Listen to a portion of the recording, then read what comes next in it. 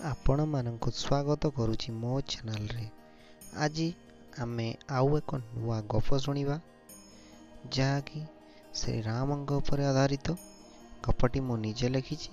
जदि आपण मानंकु पसंद आसे तो सब्सक्राइब एवं कमेंट रे जय श्री राम लिखा को जमा भूलिबेनी। तो चलंतु गपटी को स्टार्ट करिबा। बहुत वर्ष पूर्वरु गोटे प्राचीन गाँव रे थिला को लोक माने रहुथिले, जो लोक माने की बहुत प्राचीन थिले। तो लोक माने बहुत खुशी रे से गाँटी रे रहुथिले, भगवान को बहुत मानुथिले। मध्य सेठारे गोटे राम मंदिर थिला। सबुदिन सकाळु समस्ते जाई फूल धूप दीप लगे पूजा मध्य करुथिले। से गाँ रे समस्त लोक मध्यरे दुईटी घर थिला जोथिरे कि मुसलमान लोक माने रहुथिले।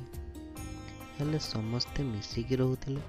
पूजा पर्वाणी जहाँ भी होउतरा समस्ते मिसिकी पालन करथिले। हेले सेई मुसलमान मानक मध्यरु गोटे मुसलमान थिला जिए कि गुणिया थिला। अल्लाह और भगवान को मध्यरे पातर अंतर करुथिला। से कहूथिला भगवान बोली किछि नाही, सेटा किछि नाही, खाली अल्लाह ही सत।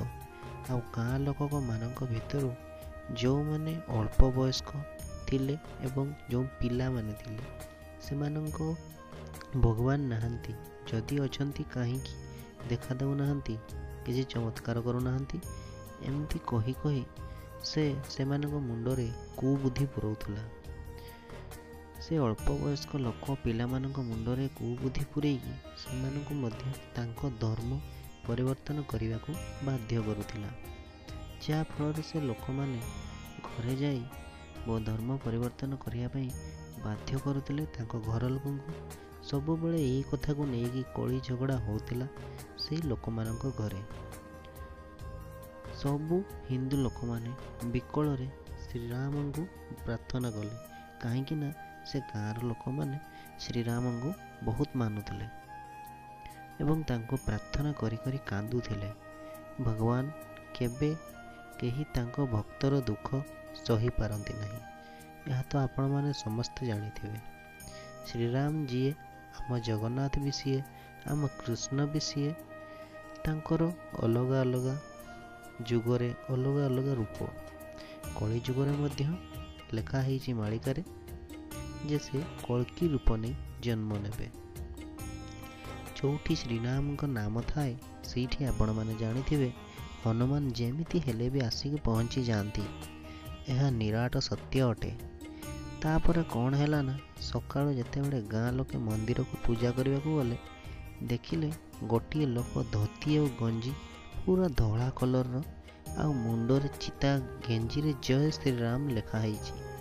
आ से मंदिर रे बसिकी जय श्री राम जप मध्य करुछि।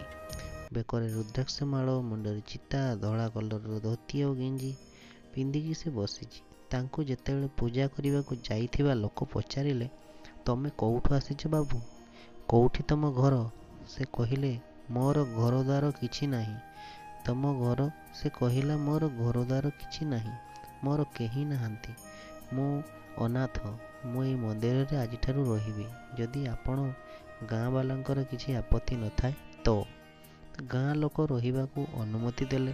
तो राति रे सबु सही गला परे से गुणिया, से मुसलमान गुणिया आउ सी जो मानंकु ता कथारे बस करिकी रखिथिला से माने सबु आसिकी मंदिर रे रहुथिबा लोक को गाँ रो खेदी देबे बोली आसिले।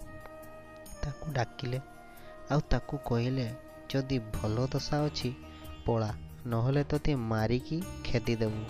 आउ ए गाँ रे केवल मुस्लिम रहिबे, आ मंदिर भी रहिबनी, एठी मस्जिद करा हबो। तापरे से मंदिर रे रहिबा को आसीथिबा लोक कहिले जय श्री राम, भगवान अछंती, मंदिर भांगिबा कौन दरकार? आउ जो माने जो जाति रे अछंती से माने सेई जाति रे रुहंतु। तमे सेमानंकु तम धर्म नबा को बाध्य काहेकि करूच? से गुणिया कहिला काहेकि ना भगवान बोली केही नांती, केवल अल्लाह ही अछंती। एहा ही सत। ତ ସେ ମନ୍ଦିରରେ ରହୁଥିବା ଲୋକ ଥିଲେ ହନୁମାନ, ଯିଏକି ମଣିଷ ବିଷୟରେ ଆସିଥିଲେ। ସେ କହିଲେ, ପ୍ରମାଣ ଦେଖାଅ, ଆଲ୍ଲାହ ହିଁ ସତ ବୋଲି। ସେ ଗୁଣିଆ କହିଲା, ପ୍ରମାଣ କ'ଣ ଦରକାର? ମୁସଲିମ ଧର୍ମ ତ ବହୁତ ପୁରାତନ, ତେଣୁ ଏହା ହିଁ ସତ୍ୟ ଯେ ମୁସଲିମ ଆଲ୍ଲାହ ହିଁ ସତ। ତାପରେ ହନୁମାନ କହିଲେ, ତମେ ପ୍ରମାଣ ଚାହୁଁଛ ନା? ଆଖିରେ ଦେଖିବାକୁ ଚାହୁଁଛ ନା? ତ ଦେଖ ଏହି ଚନ୍ଦ୍ରମାକୁ, ଇଏ ହେଉଛନ୍ତି ଚନ୍ଦ୍ରଦେବ। ଦିନ ହେଲେ ଯେଉଁ ସୂର୍ଯ୍ୟ ଉଦୟ ହୁଅନ୍ତି ସେ ହେଉଛନ୍ତି ସୂର୍ଯ୍ୟଦେବ। ଆଉ କ'ଣ ପ୍ରମାଣ ଚାହୁଁଛ? ଯାହା ଆମ ଗ୍ରନ୍ଥ ପୁରାଣରେ ଲେଖା ହେଇଛି ସେଇଥିରେ ବି ସୂର୍ଯ୍ୟଦେବ ଚନ୍ଦ୍ରଦେବଙ୍କର ଉଲ୍ଲେଖ ହେଇଛି। ତ ପାଇଗଲ ନା ପ୍ରମାଣ? ସେ ଗୁଣିଆ ମାନିଲା ନାହିଁ, ଆଉ ସେ କହିଲା, ଏମାନଙ୍କୁ କହିକି ହନୁମାନଙ୍କୁ ଜବରଦସ୍ତି ମାଡ଼ ମାରିକି ବାହାର କରିଦେବା ପାଇଁ କହିଲେ। ତାପରେ ଆଉ କ'ଣ, ହନୁମାନଙ୍କ ସାମ୍ନାରେ ଶ୍ରୀରାମଙ୍କ ମନ୍ଦିର ଭାଙ୍ଗି ଦିଆହେବ ଆଉ ତାଙ୍କୁ ମାଡ଼ ମାରିକି ବାହାର କରିଦିଆହେବ। ସେ କ'ଣ ଦେଖୁଥିବେ କି? ମାଡ଼ ମାରିକି ସମସ୍ତଙ୍କୁ ଅଚେତ କରିଦେଲେ, ଆଉ ସେ ଗୁଣିଆକୁ ନିଜ ଅସଲି ରୂପ ଦେଖାଇଦେଲେ। ସେ ଗୁଣିଆ ଦେଖିକି ତାଙ୍କ ପାଦ ତଳେ ପଡ଼ିଗଲା, ଆଉ କେବେ କାହାକୁ ବାଧ୍ୟ କରିବନି ଧର୍ମ ବଦଳାଇବାକୁ ବୋଲି ମାନିଗଲା। ଆଉ ପଚାରିଲା, ମୁଁ ତ ପାପୀ ପ୍ରଭୁ, ବହୁତ ବଡ଼ ପାପୀ, ହେଲେ ଏତେ ପାପୀ ହେଇକି ମଧ୍ୟ ମୋତେ କେମିତି ଆପଣ ଦର୍ଶନ ଦେଲେ? ହନୁମାନ କହିଲେ, ତୁ ଏଇ ଜନ୍ମରେ ପାପୀ, କିନ୍ତୁ ପୂର୍ବ ଜନ୍ମରେ ଯେତିକି ପୁଣ୍ୟ କରିଥିଲୁ ତୋର ଏଇ ଜନ୍ମରେ ମୋତେ ଦେଖିବାର ଥିଲା। ଆଉ ଠିକ୍ ସେଇ ଟାଇମ୍ରେ ତାର ଆୟୁଷ ମଧ୍ୟ ସରିଯାଉଥିଲା। ତ ଯମରାଜ ମଧ୍ୟ ଆସିଲେ, ଆଉ ହନୁମାନଙ୍କୁ ପ୍ରଣାମ ଜଣାଇ ସେ ଗୁଣିଆକୁ ନେଇଗଲେ। ତାପରେ ହନୁମାନ ଅଚେତ ହେଇ ପଡ଼ିଥିବା ଲୋକଙ୍କ ମୁଣ୍ଡରେ ଆଉଁସି ଦେଇ ସେଠାରୁ ଉଭେଇ ଗଲେ। ଯେତେବେଳେ ସେ ଲୋକଙ୍କର ଅଚେତ ଅବସ୍ଥାରୁ ଚେତା ଅବସ୍ଥାକୁ ଆସିଲେ, ସେମାନେ ପୁରାପୁରି ଠିକ୍ ହେଇଯାଇଥିଲେ, ଆଉ ସବୁ ଭୁଲି ଯାଇଥିଲେ। ତାପରେ ଗାଁ ଲୋକ ସେ ଲୋକଟିକୁ ମନ୍ଦିରରେ ଥିବା ରହିବ କହୁଥିଲା, କୁଆଡ଼େ ଗଲା ଭାବିକି ବହୁତ ଖୋଜିଲେ, ହେଲେ ଆଉ ପାଇଲେ ନାହିଁ।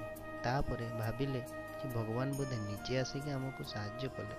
ତାପରେ ସେମାନଙ୍କର ଆହୁରି ବେଶୀ ବିଶ୍ୱାସ ଆସିଗଲା ଯେ ଦୁନିଆରେ ପ୍ରଭୁ ସତରେ ଅଛନ୍ତି।